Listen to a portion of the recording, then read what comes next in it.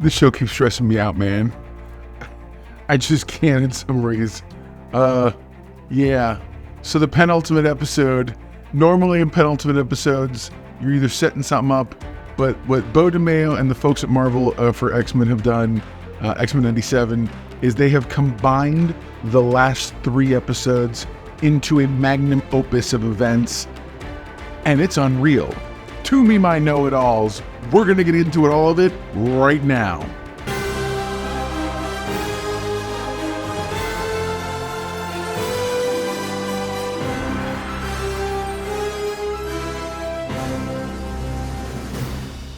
What's up, my know-it-alls?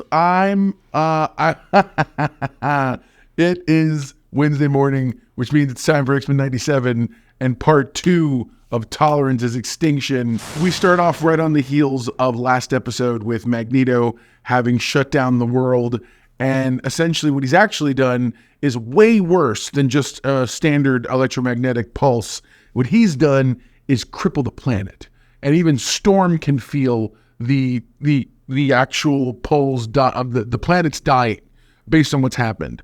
For those of you who don't know, when you play the science game, a lot of things on our planet, everything from navigation to how birds track their courses, is run by the spin of the planet, is run by the magnetic core, and how the electromagnetic sphere happens in terms of the field that's generated by our planet. So Magneto having set off an electromagnetic pulse, it wasn't just a pulse. He's killed the planet. And what did we get this episode? We actually, end of last episode, but now we fully realized at the beginning of this episode, exactly what I said last time. We get to see Asteroid M, or this giant, which is supposed to be the new home. It's supposed to be the new Genosha. Xavier has gotten all the X-Men ready. They're all wearing the classic outfits because he's begging the presidents to give him an opportunity. That's all they have left in terms of their outfits. And so you get a really... You get a clever line where Scott says, throws a uniform or outfit over at Nathan. Nathan's like, really, what am I supposed to do with this? Go to the circus? And he's like, what were you expecting? Black leather? That's a complete nod to the X-Men cinematic universe where they had this moment. You actually go outside, Nathan? What would you prefer? Yellow spandex? Okay. All right.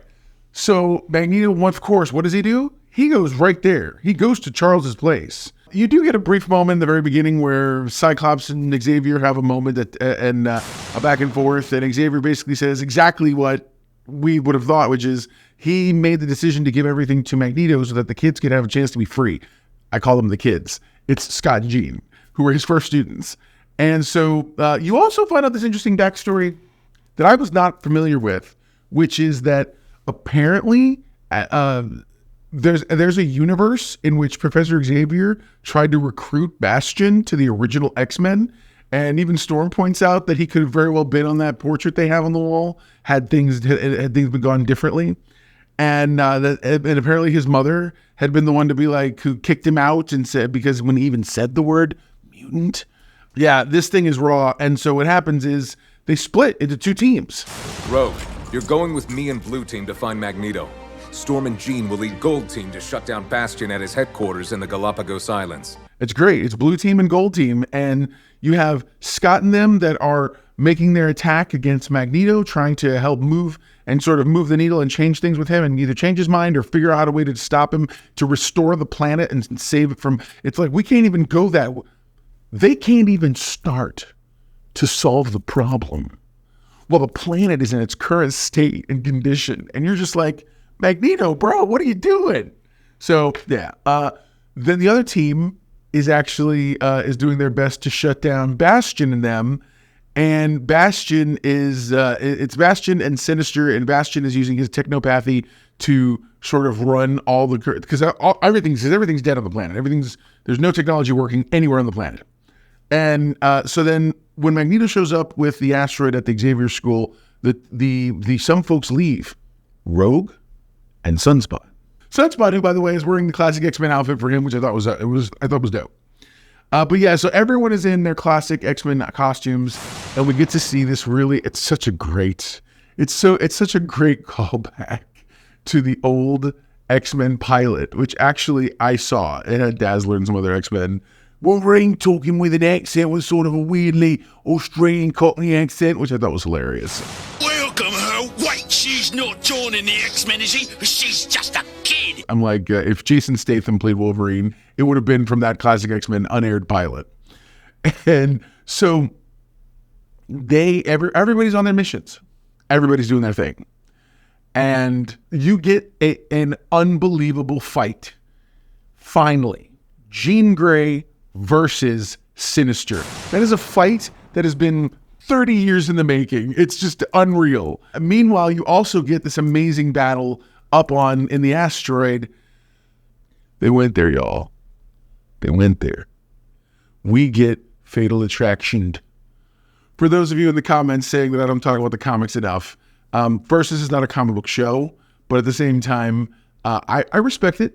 I need to show my bona fides. Fatal Attraction was a comic book that happened in 1995 where the X-Men encountered and faced with Magneto. It was sort of the culmination of a big storyline that they had begun. And in that storyline, Wolverine almost, they always say he practically gutted Magneto, to which point Magneto gets pissed off enough to rip all of the metal out of Wolverine.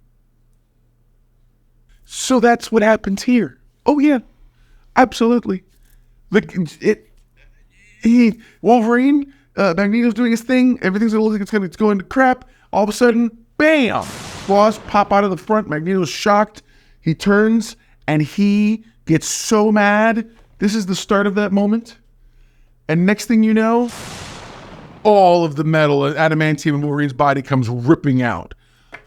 Now, I've always thought that was interesting because in the comics, adamantium has also been described as being a non-magnetic metal.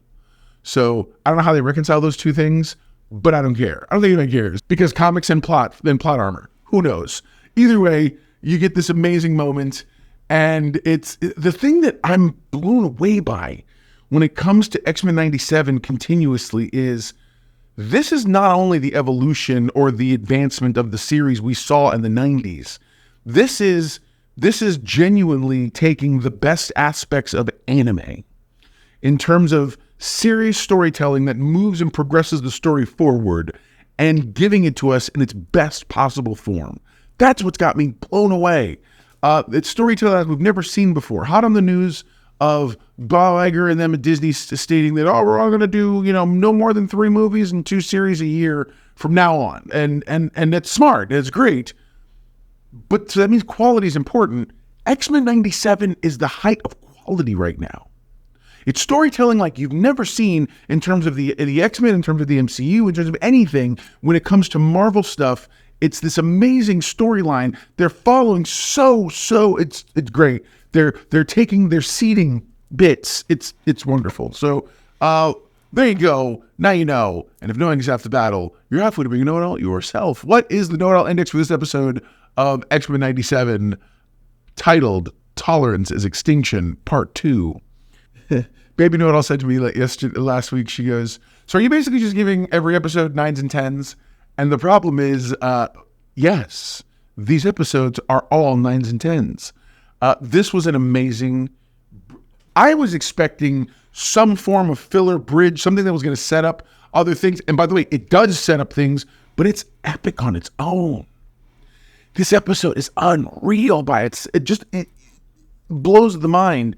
I could easily see all 3 parts of this as their own standalone thing, as a 90-minute X-Men movie. The last 3 episodes, I can't wait to see how they stick the landing. Because if I know anything about Beau DeMayo thus far in his storytelling style, if I know anything about X-Men classic series, if I know anything about what it looks like we're seeing, this is going to all end in a series-altering cliffhanger that's going to set up the second season, which, by the way, was still written by the fairly steady hand of Beau DeMayo. The man's a magician. The man is like storytelling messiah at the moment, who's doing amazing. He is to the anime what I believe Kevin Feige has been to the MCU so far. This is storytelling on a next level that is just beyond words, and it understands the assignment. It gets what it's trying to do, and as a result, I am absolutely giving this episode a 10 out of 10. So there you go, guys. I'm so excited. Comment below. Let me know what you think.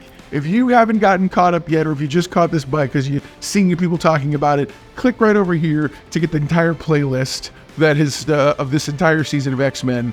And if you missed last week's episode, click over here to catch that one, because I'm telling you, Tolerance is Extinction Part 1 sets everything up. Okay, until next time, guys, never forget, everyone loves a know-it-all.